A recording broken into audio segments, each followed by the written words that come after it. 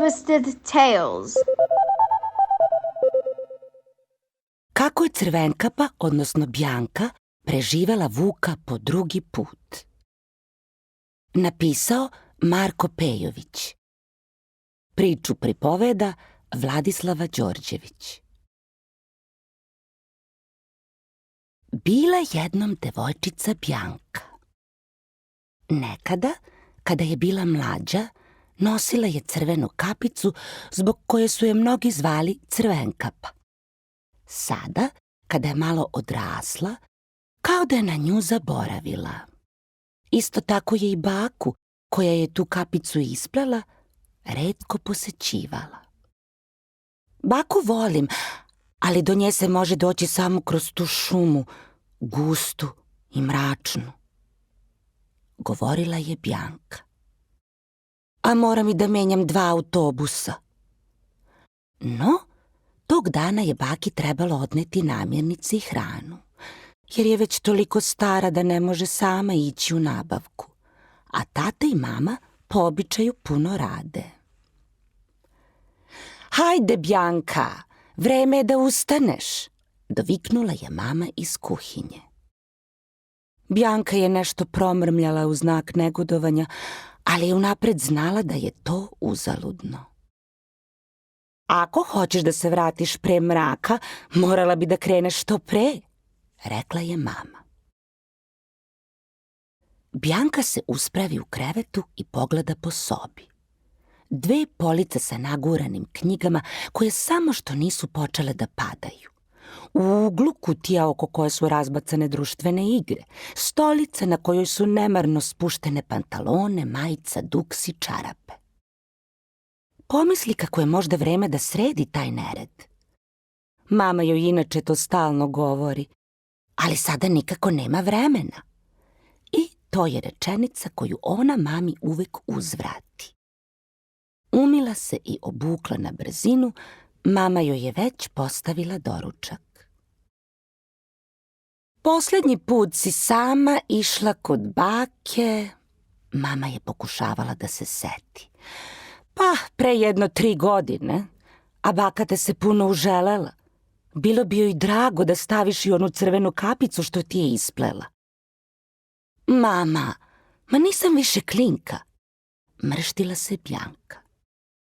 Mada je znala da će za ljubav baki staviti i tu glupu kapu. Onda ću da obujem i nove cipele. Gde ćeš u tim cipelama sa malom štiklom da ideš po šumi? Osim toga nažuljaće te, reče mama. Ali Bjanka nije htela da sluša, te navuče crvenu kapicu koju je jedva iščeprkala iz plakara, jesenji kaput i te cipele koje su joj se baš dopadale, mada je i sama mislila da bolje stoje malo starijoj devojci. Pogleda se u ogledalu i vide u odrazu nekog koji je izgledao ni kao devojka, ni kao devojčica. Nešto joj je od garderobe visilo, nešto bilo malo, sve u svemu nije bila zadovoljna. Mama joj je dala torbu sa hranom i tako Bjanka krenu na put. Promenila je 2 autobusa i nije pričala sa strancima, kao što su joj roditelji uvek savetovali. Kada je izašla iz autobusa, par trenutaka je stajala na ulazu u šumu. I nakon što je napravila svega par koraka, učinilo joj se kao da joj neko ide u susret. I već je pomislila da se vrati nazad, ali je onda prepoznala i lovočuvara Tibora. Evo nam opet Crvenkape, reče on. Dugo te nije bilo kod nas. Ne stižem od škole i obaveza, odgovori Bjanka pomalo preplašeno, jer je gledala u pravcu šume.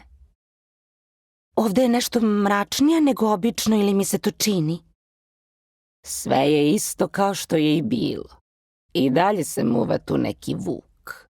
Ali ne brini, ima ko da čuva našu šumu, reče on ponosito. Bjanka se pozdravi sa lovočuvarem Tiborom i krenu dalje. Bila je rana jesen. osjećao se oštar miris borovine. Stabla su bila visoka i snažna, što je u Bjanki rađalo neki stari osjećaj da je ona mala i slaba. Lišće je već počelo da opada i šuštalo je pod njenim nogama. Nije daleko dogurala kada je osjetila bol u malom prstu leve i na peti desne noge, jer su cipele ipak počele da je žuljaju. Pošto je došla na jedno malo račvanje pored potoka, bio je taman trenutak za odmor, te ona sede na klupicu i izu cipele. Levim putićem se išlo do njene bake, a desni putić je bio obrastao šibljem i nije se baš videlo kuda vodi. I dok je tako sedela, ona osjeti da su joj usta suva, kako počinje da je hvata neka drhtavica, da joj polako izbija znoj na čelu. Ustade da se umije na potoku, ali se iznenadi svojim odrazom u vodi. Bila je par godina mlađa, u haljini na žute štrafte koju je prerasla i sa crvenim rancem kome su se ručke davno otšile. Kao da se nekom čarolijom vratila 3 godine unazad. Joj, ovo je nemoguće, viknu Bjanka preplašeno. Šta mi se ovo događa? Pokušala je da ustane i duboko je udahnula par puta u nadi da joj se samo pričinilo, ali joj to nije pomoglo. Osjeti kao da ne vlada svojim telom i kao da je po nekoj komandi krenula ka zarasloj stazi. Šiblje se polako razmaklo, puzavice su se povukle, grane se podigoše i ona vide pred sobom stazu od belog šljunka. Išla je neko vreme kao da je vuku neke sile i kada se trgla, videla je da sedi na jednoj zaravni, a na kamenu preko puta nje sedelo je neko stvorenje. Napregla je oči i odahnu kada prepozna delovo čuvara, ali ona tada nije shvatala da je to zapravo vuk, preobučen u čuvara šumskog reda. Kuda smo krenuli, devojko? Reče vuk.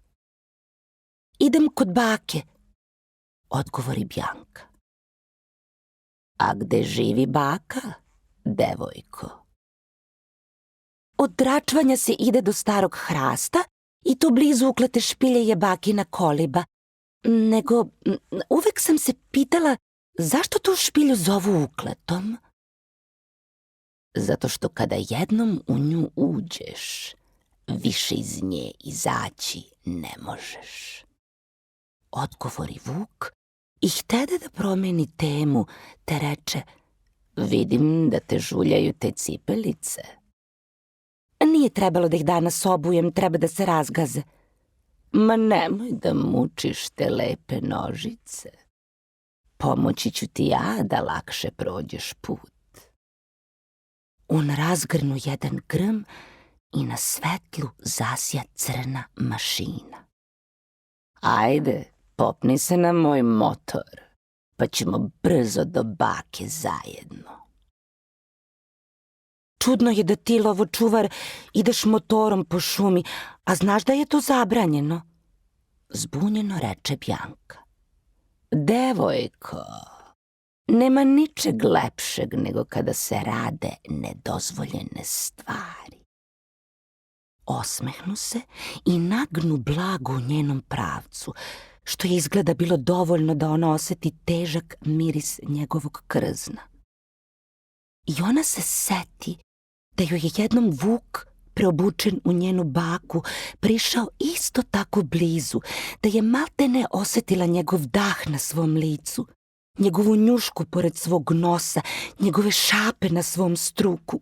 I pre nego što je uspela da odagna tu sliku pred očima, osjeti kako joj je ovaj lažni lovočuvar prišao tik uz nju i počeo da je stiska u svoje dlakom obraslo telo, grli je i pritiska u sebe, tako da joj je to pojačavalo mučninu i strah.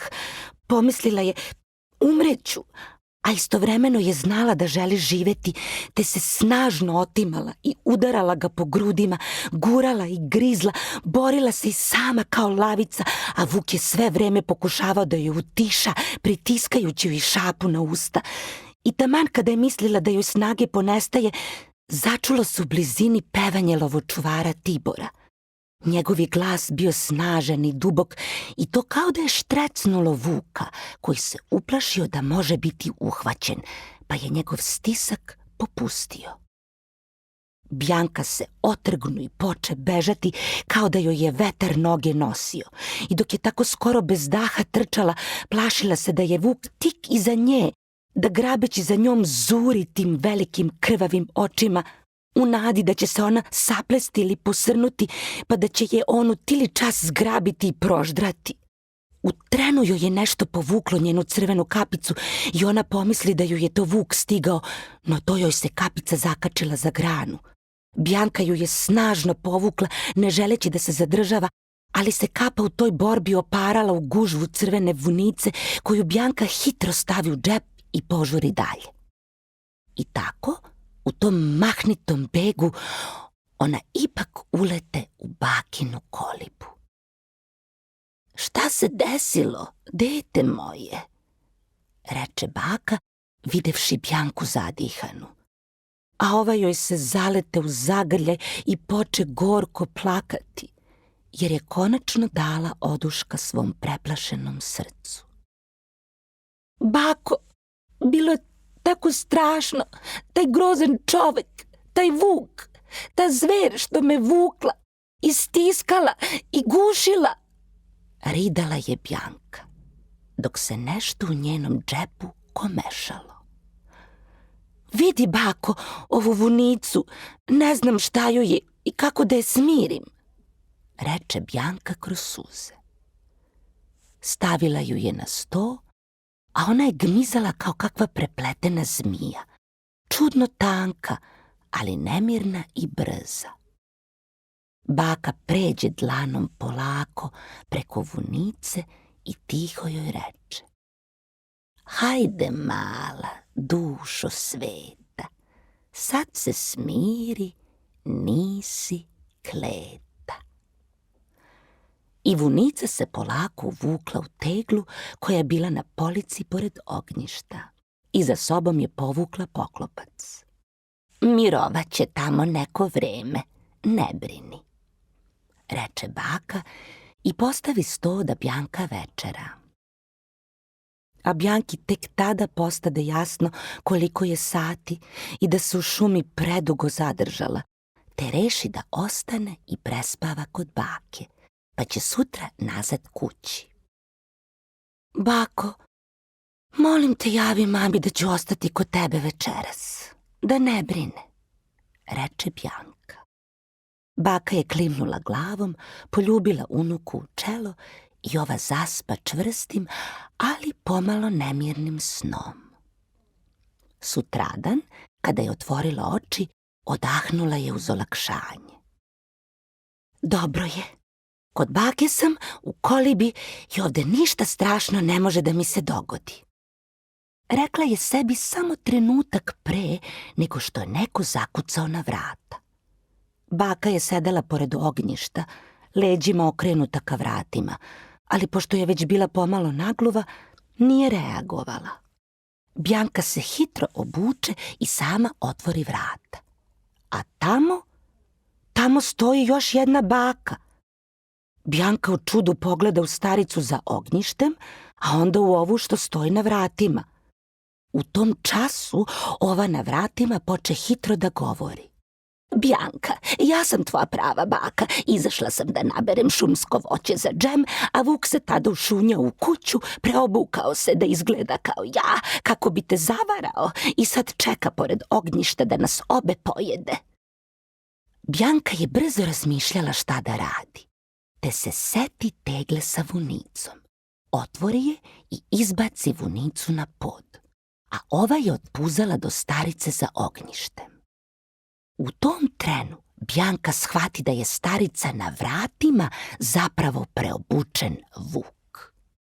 On skoči da je uhvati, Bjanka poče bežati i u toj jurnjavi popadaše tegle sa džemom, kace sa sirom, šerpe i loncije, pruvete i bočice. Vuk je par puta bio toliko blizu da je uhvati da su njegove kandže dokačile tkaninu njene haljine i na par mesta je poderale, te je ova visila u fronclama. Baka, ova prava za ognjištem, došapnu nešto vunici i ova hitro poče loviti vuka. Iznenađen brzim pomeranjem te vunice prema njemu, on zastade i u čudu je pogleda, a vunica mu se hitro zavi oko tela, prvo nogu, pa onda u strup i preko ruku. To se desilo skoro za tren, tako da on nije stigao ni da se pomeri, a već je shvatio da je potpuno vezan i nemoćan da se pokrene, te se stropošta uz buku na pod. Tuda je prolazio lovočuvar Tibor i kada je čuo buku, brzo utrča u kolibu. "Šta imamo ovde?" reče on. "Neko je i vuku došao glave." A onda mu Bjanka ispriča šta se dogodilo. I kada je želela da preskoči deo kako ju je vuk zgrabio, stiskao, a ona se branila, vunica se počela baviti i moglo se desiti da se vuk oslobodi, te ona reši da ne izostavlja ništa i ne skriva. Sad mu nema druge, nego da ga bacimo u ukletu špilju, reče lovočuvar Tibor. Vuk će tamo biti sa sličnim vukovima, osuđen da provodi život u mraku pećine iz koje nikada neće moći da izađe.